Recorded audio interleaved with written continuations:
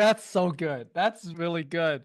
It's so funny, but I just happened to talk to a fund manager today. I'm going to be interviewing her. She's new. She's only been at it for a year and a half, and she already raised $5 million for her. Her first year was just learning it, raised 1.5 million, and this year is her second year, 5 months in, and she already raised 4.5 million.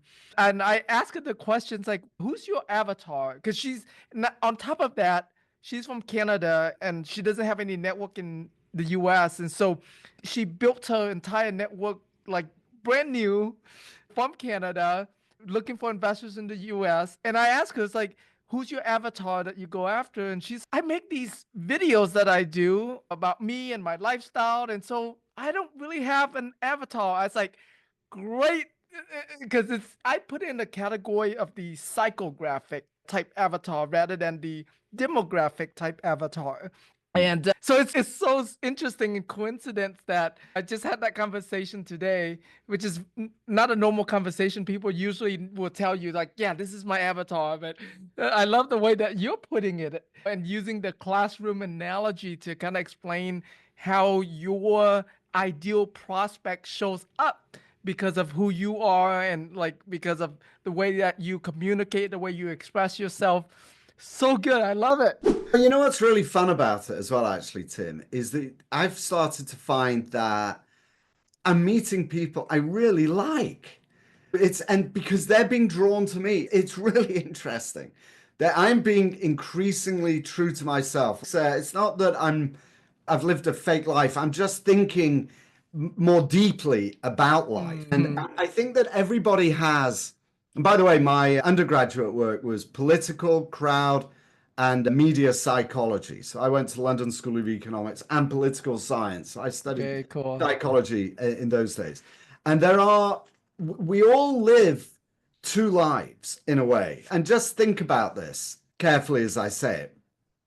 We live a life where we act a role, where we're with somebody, we present ourselves in a certain way because we think that is how they want, we think that's how they expect us to be, right? So Yep. we act out a role wherever we are.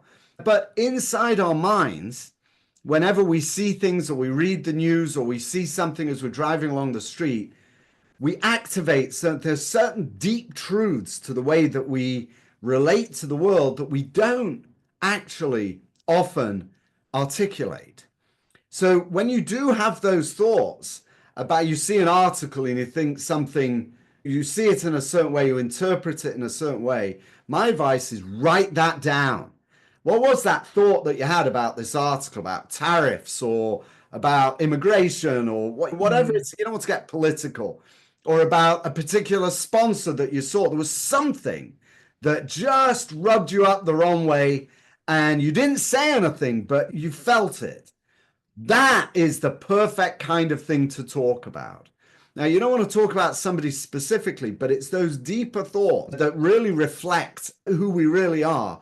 And what's interesting is it resonates with people. The conversations that I've been having with people, and I've been very straightforward about my concerns about the economy recently, and that we're heading, I think, into a serious recession, real estate recession, like a fundamental shift, is that the people I talk to, the investors that come to me, and I don't even attempt to attract investors. It's the funniest thing. When I express these thoughts to them in a conversation, they are relieved. They just find relief because in their minds, they're also thinking the same way. And all they hear is earn passive income, build wealth, and gain financial freedom. They think, what am I missing? And then I show up and I say, no, I actually think something else is going on here. There's this palpable sense of relief. I got an email from somebody this morning saying, I've got a bucket load of money in my IRA. I want to convert it to an SDIRA. Have you found anything to invest in yet? She asked. Mm. I'm waiting for you, for me. Somebody's actually waiting for me to bring something to them. It's amazing how it works. Anyway, Wow. if you don't stop me, Tim, I'll just keep blagging on. You know that, don't you? So I'm going to pause now and give you a I chance. I love it. I love it. So what about this? Because I am and it's my personality too. I like to be positive. I'm more high energy. So while there's certain thoughts I might have that, let's say a thought I have about a particular sponsor or a particular way that sponsors do their business that I don't like, and but to me it's an introspection, and because it is negative, I don't want to put it out there. How do you address that? How can we turn what might be?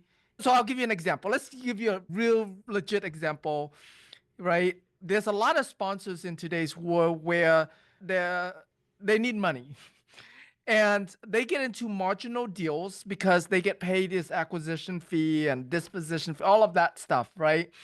And they might be very good sponsors, they might have a very strong track record, but you can see when you analyze it, you can see, okay, they're going to this thinner deals than they normally are.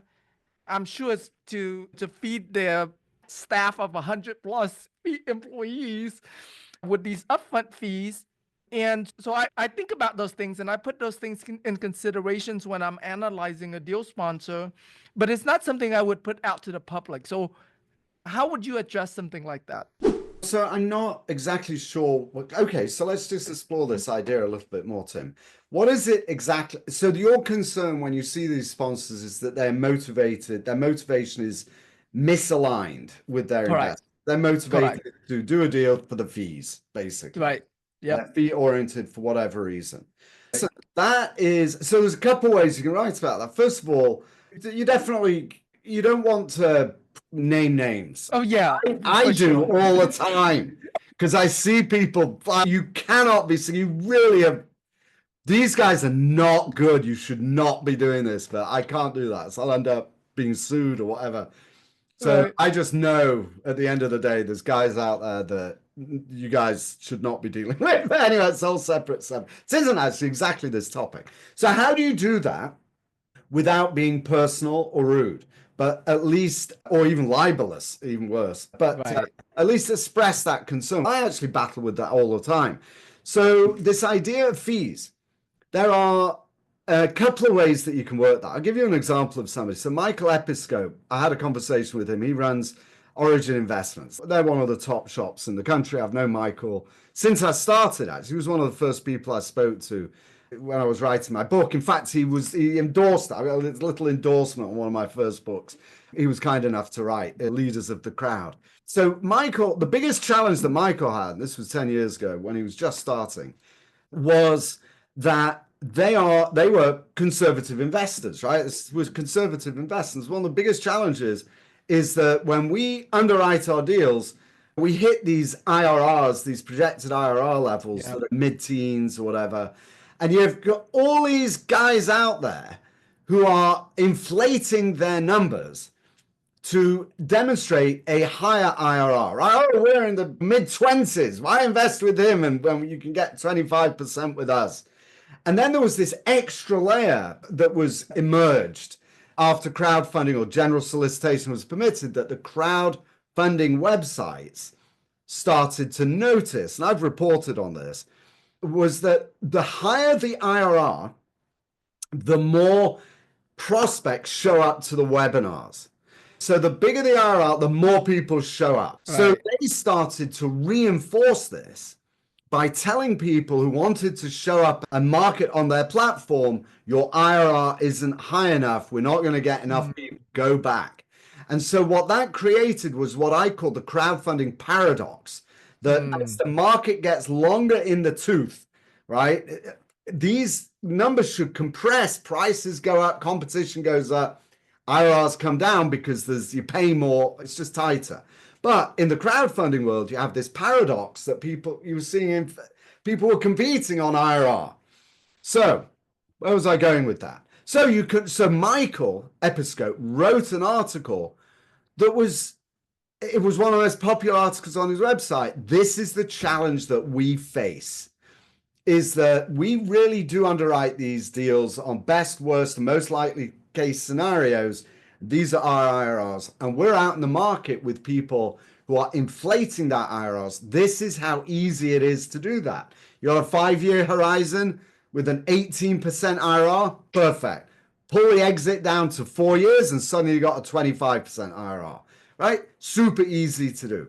So he wrote an article about that. And what that did was it educated an educatable investor into what the IRR is and started drawing them over into his group. By the way, he became famous for raising 105 million in 19 hours as well, by the way. It's a whole different story. So very successful. To answer your question is so now there's actually, now this was 10 years ago. So the dark ages, we had to wind our computers up then and actually think about what we were going to write about or hire a writer. We don't need to do that now, Tim. And this was our conversation last week or the week before. You can Yeah. use AI. So you can ask AI, you can say, look, I've got this. I don't know how to write this article. I want to express this concern that I have about the industry and what I'm seeing, but I want it I to love come that. across as being professional and I don't want to point fingers. I don't want to be seen as being negative or unpleasant. So help me structure an article around this original thought that I've got. In fact, somebody put this up here, beautiful. Andrew, thank you for commenting over here in the chat. It's like a journal entry, right? You're writing it in your Mm, journal. I saw this guy, really didn't trust him. I think he's doing it for fees, right? Okay, that you can get AI to help you craft an article that is your original thought, but worded. It writes so well. I'm a PhD. I got a PhD, so I've written a lot of stuff, original content, and I'm blown away by how excellent AI is yeah. in doing it. So that's be my suggestion. Feed Gotcha. I love it.